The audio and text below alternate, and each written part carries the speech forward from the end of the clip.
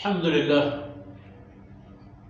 لله كفى والصلاة والسلام على سيد الرسل وخاتم الأنبياء وعلى آله وصحبه ومن بهديهم مهتدى. أعوذ بالله من الشيطان الرجيم. ولو جعلناه قرآنا أعجميا لقالوا لولا فصلت آياته أأعجمي وعربي قل هو للذين آمنوا هدى وشفاء والذين لا يؤمنون في آذانهم وقرا وهو عليهم عمى أولئك ينادون من مكان بعيد. أولئك ينادون من مكان بعيد. سبحانك لا علم لنا إلا ما علمتنا إنك أنت العليم الحكيم. رب اشرح لي صدري ويسر لي أمري واحلل عقدة من لساني يفقه قولي واجعل لي وزيرا من أهلي رب زدني علما وارزقني فهما ثم أما بعد.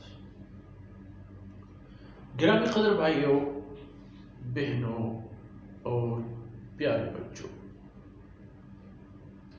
پچھلی آیت میں آئی تھی بات ما يقال لك الا ما قد قيل للرسل من قبلك. جو آپ سے یہ لوگ سلوک کرتے ہیں، آپ کے ساتھ ان کا جو رویہ اور رفتار ہے، یہ کوئی انہونی یا نئی سی بات نہیں. پچھلی امتوں میں بھی یہی تباہی اور بدنصیبی کی باتیں ہوا کرتی تھی. تو خیر، اب اگر آپ کی قوم اور قرآن کریم کی بات ہو سکتا ہے کچھ لوگ یہ کہہ دیں کہ یہ قرآن عربی میں کیوں ہے. تو عربی میں اس لیے ہے تاکہ تم لوگوں کو سمجھ بوجھ میں آسانی ہو. اللہ کے رسول بزبان عربی مبعوث ہوئے، آپ کی برادری کا حصہ ہے، آپ کے علاقے کے حصے ہیں آپ صلی اللہ علیہ وسلم، اور آن حضرت صلی اللہ علیہ وسلم آپ کی زبان بولتے ہیں، اور قرآن کریم کا آپ کی زبان میں نازل ہونا یہ آسانی ہے تاکہ تم لوگ بغیر کسی تکلیف اور پریشانی کے قرآن کی فرمودات کو سمجھ جاؤ اور ان پر عمل کرو. کیونکہ وَلَوْ جَعَلْنَاهُ قُرْآنًا أَعْجَمِيًّا، اگر اس قرآن کو ہم عجمی زبان میں نازل کرتے ہیں، عجم یعنی کسی غیر عرب زبان، قرب و جوار کی زبانیں جیسے رومیوں کی زبان یا فارسی طاقتوروں کی زبان، مجوسیوں کی جو ان کی زبان فارسی، اور قدیم فارسی جو بلوچی سے ملتی جلتی کوئی زبان ہوتی تھی. اگر ان زبانوں میں قرآن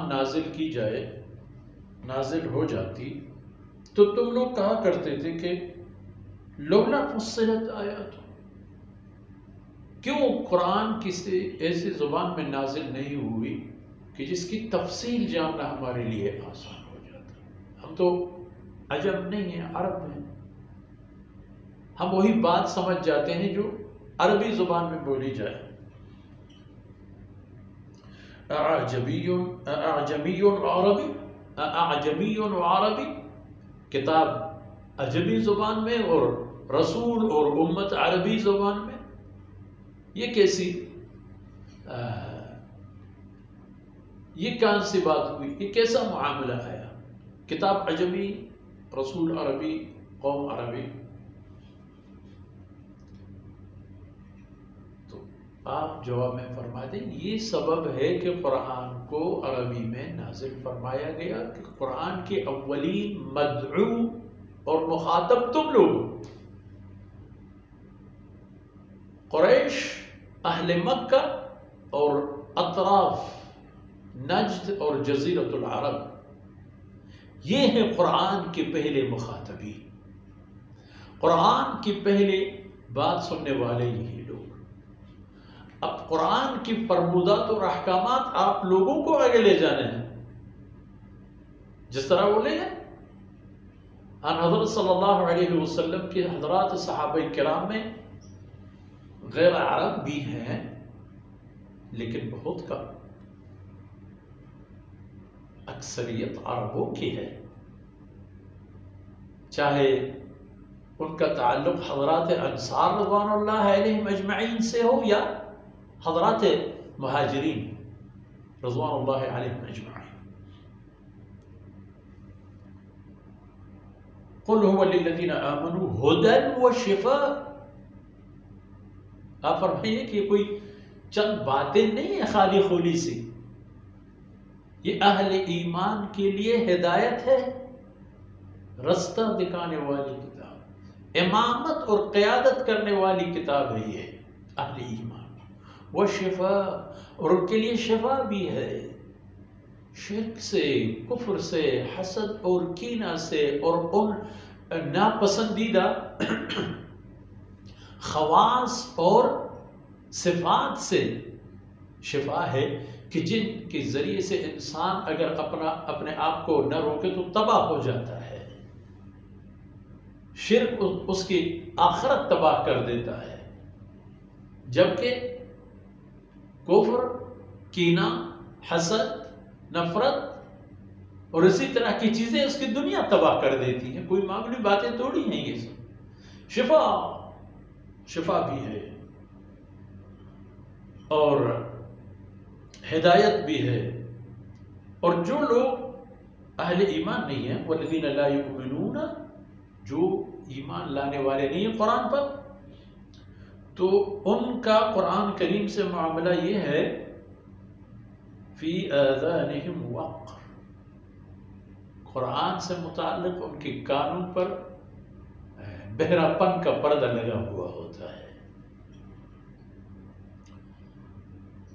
ان کے کان سنگین ہو جاتے ہیں، سنتے نہیں، جتنے چیخو چلاؤ اللہ لا الہ الا اللہ کچھ ان کے پلے نہیں پڑے گا، وَهُوَ عَلَيْهِمْ عَمَى، اور یہ قرآن بھی ان کے لیے بجائے قبول کرنے کی وہ اندھے ہو جاتے ہیں، وہ قرآن سے متعلق ان کی بینائی بھی چلی جاتی ہے، بس ان کی بصیرت ختم ہو جاتا ہے۔ اولئک ینادون من مکان بعید، ایسا ہوتا ہے کہ گویا ان کو بہت دور سے پکارا جاتا ہے، اتنے اندھے اور بہرے ہوتے ہیں کہ آپ صلی اللہ علیہ وسلم کے آمنے سامنے ہو کر بھی ایسا لگ رہا ہوتا کہ وہ کچھ دیکھ نہیں رہے اور کچھ سن بھی نہیں رہے، تو ان کے اپنے آپ کو ایسا بہرا اور اندھا بنانا یہ ان کے لیے تباہی ہے، جبکہ اہل ایمان کے لیے ہدیٰ و شفا، ہدایت بھی ہے اور شفا بھی ہے۔ یہاں ان لوگوں کے لیے تباہی بھی ہے اور مرض بھی ہے، کیونکہ اندھا پن اور بہرا پن دونوں بیماریاں ہیں اور تباہ کن بیماریاں۔ قرآن لینا سعادت و شفا، اور قرآن سے روگردان ہونا تباہی۔ اللہ رب العزت کوتاہیوں سے درگزر فرمائے۔ وصلی اللہ علی نبینا محمد وعلی آلہ وصحبہ اجمعین۔